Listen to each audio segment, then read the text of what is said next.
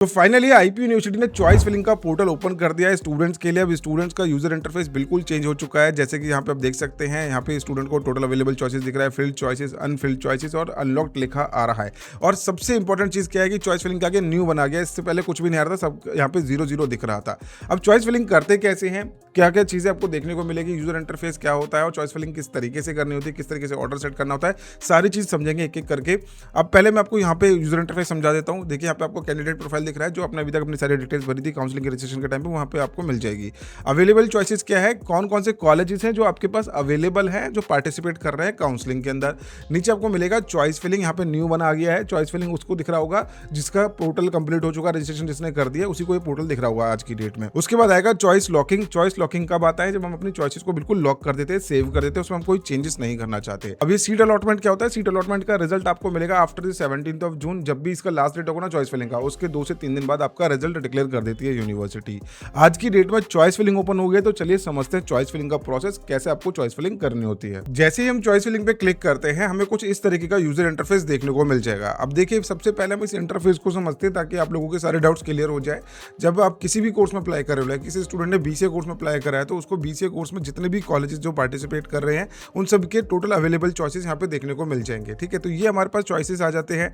ऊपर हमारे पास होम का बटन आ जाता है, चॉइस फिलिंग है, manage filled choices, choice rearrangement, then उसके मल्टीपल डिलीशन, लॉक चॉइसेस का। लॉक चॉइसेस बहुत इंपॉर्टेंट है, इसको भी मैं आपको समझाऊंगा। सबसे पहले हम ये समझते हैं कि हमें इन कॉलेज के साथ करना क्या है। तो देखिए ये राइट साइड है, यहाँ पे आपको भी ब्लैंक दिख रहा है। जैसे ही मैं कॉलेज के नेम ऐड करना शुरू करूंगा, यहाँ पे कॉलेज के नेम ऐड होना शुरू हो जाएंगे। लेकिन आपको रैंडम कॉलेज ऐड नहीं करने हैं, आपको अपनी प्रेफरेंस के अकॉर्डिंग कॉलेजेस का नाम यहाँ पे डालना है। जैसे कि मैंने स्टार्टिंग में आप लोगों को बताया था कि चॉइस फिलिंग जब करेंगे तो अपने प्रेफरेंस शीट के अकॉर्डिंग आपको करना है, अपने प्रेफरेंसेस के अकॉर्डिंग करना है। तो यहाँ पे जो आपका ऑर्डर होने वाला है कॉलेजेस का, इसमें रैंडम ऑर्डर मत डालना। अभी मैं बस आपको कॉलेजेस डाल के दिखा रहा हूँ ताकि बस आपको एक आइडिया हो जाए कि क्या ये प्रेफरेंस शीट होती है, कैसे आपको प्रेफरेंस ऑर्डर भरना होता है। फाइन, तो ये कॉलेजेस के ऑप्शन अब राइट साइड में आगे जितने भी मैंने यहाँ से ऐड करे थे, और अवेलेबल चॉइसेस यहाँ पे 40 हो चुकी है। आउट ऑफ 51 यहाँ पे 40 रह गए, यहाँ पे 11 आ गया। अब देखिए यहाँ पे चॉइस नंबर 1 2 3 4 5 6 ये बेसिकली क्या है, ये आपका प्रेफरेंस का ऑर्डर है कि ये स्टूडेंट चाहता है कि मेरा फर्स्ट नंबर पे इस कॉलेज में एडमिशन हो जाए, सेकंड नंबर पे इस नंबर पे कॉलेज में मेरे को मिलना चाहिए, थर्ड पे इसको मिलना चाहिए। तो ये बेसिकली आपका प्रेफरेंस ऑर्डर होता है चॉइस फिलिंग का। ये मैंने अभी रैंडम कॉलेजेस डाले हैं। अब इसकी मैं फंक्शन आपको बस समझाना चाह रहा हूँ। देखिए यहाँ पे रिमूव अप डाउन का ऑप्शन आ रहा है, आप चाहो तो इस ऑप्शन को यहाँ से रिमूव कर सकते हैं, किसी को भी कहीं से भी आप रिमूव कर सकते हैं। चॉइसेस को रीअरेंज कर सकते हैं, जैसे कि यहाँ पे मैं क्लिक करूंगा डाउन तो ये डाउन पे चला जाएगा, एक और नीचे करूंगा तो नीचे चला जाएगा। तो इस तरीके से आप अपने चॉइसेस को रीअरेंज भी कर सकते हैं। इसके अलावा आपको यहाँ पे ज़्यादा चीज़ें नहीं छेड़नी है। बस अब इसमें हम समझेंगे save and continue and lock choices का ऑप्शन क्यों होता है। अब काफ़ी सारे स्टूडेंट्स को चॉइस फिलिंग के अंदर बहुत डिफिकल्टी आती है, तो ऐसे में ये प्रेडिक्टर आपको काफ़ी हेल्प कर सकता है। करना क्या है, इसका लिंक मैं आपको डिस्क्रिप्शन में दे चुका हूँ। आपको 200 रुपीज़ में कंप्लीट प्रेफरेंस शीट आपकी मिल जाएगी और अपने आराम से आप अपने प्रेफरेंसेस को अरेंज कर सकते हैं। आपके माइंड में कोई भी एंग्जाइटी नहीं रहेगी कि भाई मेरे को कौन सा कॉलेज मिलेगा, कौन सा नहीं मिलेगा। जैसे कि ये स्टूडेंट है 2000 रैंक है, तो 2000 रैंक पे ये कॉलेजेस जिनमें को एडमिशन नहीं मिल सकता, और नीचे के जो कॉलेज में एलिजिबल है एडमिशन के लिए।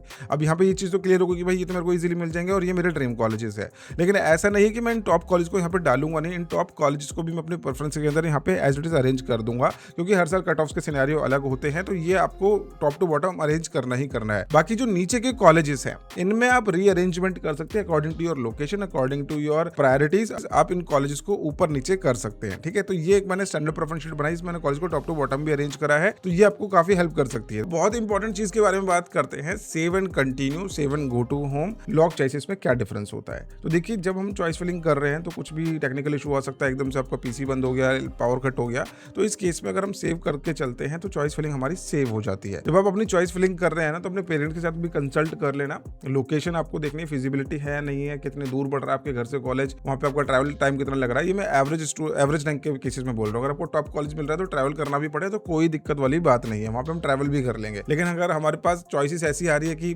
क्या ही फर्क पड़ रहा है, कॉलेज तो सारे सेम रैंकिंग के हैं, तो उस केस में आप अपनी लोकेशन को प्रायोरिटी रख सकते हो। तो पेरेंट्स के साथ थोड़ा कंसल्ट जरूर कर लेना। यहाँ पे देखिए एड्रेस भी लिखे हुए, सभी कॉलेजेस के ना एड्रेस भी लिखे हैं, तो ये चीज आप पढ़ लेना अच्छे से। सेव एंड कंटिन्यू का क्या मतलब होता है कि हम अपनी चॉइसेस को सेव कर रहे हैं, मैं जब बाद में दोबारा से लॉगिन करूंगा तो मेरे को दोबारा से फ्रेश स्टार्ट नहीं करना पड़ेगा, मेरी चॉइसेस मैंने सेव कर दी थी। Save and go to home पे क्लिक करूंगा तो मैं यहाँ पे होम पेज पे पहुंच जाऊंगा, जो यहाँ पे आपको टैब दिख रहा है। लॉक चॉइसेस में तभी करूंगा जब मैं बिल्कुल श्योर हूं कि मैंने अब कोई भी चेंजेस नहीं करना है चॉइस फिलिंग के अंदर। मैंने जो अपनी प्रेफरेंसेस डाली है बिल्कुल एक्यूरेट डाली है, मैं इसके अंदर कुछ भी चेंज नहीं करना चाहता। जैसे आपने लॉक करा, लॉक के बाद कोई भी चेंज आप इसमें नहीं नहीं कर पाओगे वो फाइनली सबमिट हो जाएंगे राउंड 1 के लिए। यूनिवर्सिटी उसी के बेसिस पे आपको रिजल्ट अनाउंस करके देगी जो आपने यहाँ पे अपना लॉक कर दिया था। इन केस अगर आपने लॉक नहीं करा बट आपने चॉइसेस सेव कर रखी थी तो वो भी ऑटोमेटिकली लॉक हो जाती है। जो हमारी लास्ट डेट है ना चॉइस फिलिंग की 17 जून अभी तक जो दे रखी है नोटिफिकेशन के अकॉर्डिंग, तो उस दौरान आपकी चॉइस फिलिंग बिल्कुल लॉक कर दी जाएंगी। तो ये चीज है कि आप अभी इनिशियली इसको लॉक ना करें, सेव करके चले, सेव करते रहें टाइम टू टाइम और अपने पेरेंट्स के साथ आराम से बैठ के अपनी प्रेफरेंस शीट बनाएं, उनकी कंसल्टेशन जरूर ले। टॉप टू बॉटम कॉलेजेस को रख लेना। बाकी अगर आप श्योर हो बिल्कुल कि भाई क्लियर है, ठीक है यही जाना है मेरे को, तो लॉक चॉइसेस पे क्लिक करके अपना काम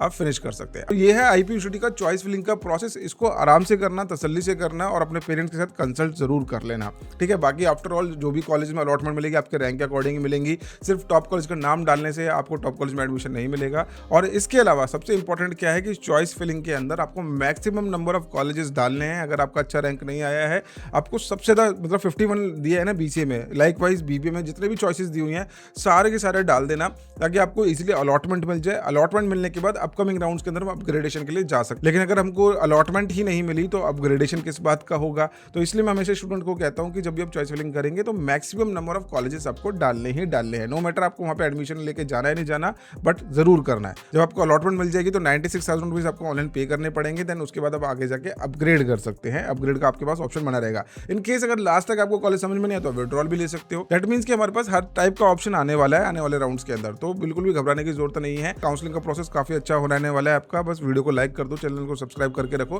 ताकि आपको ऑन टाइम सारी अपडेट्स मिलती रहे। सो आई होप ये वीडियो आप लोगों को यूजफुल लगी। वीडियो यूजफुल लगी तो लाइक जरूर करना। मिलते हैं नेक्स्ट वीडियो के अंदर। Bye bye, take care, thank you so much.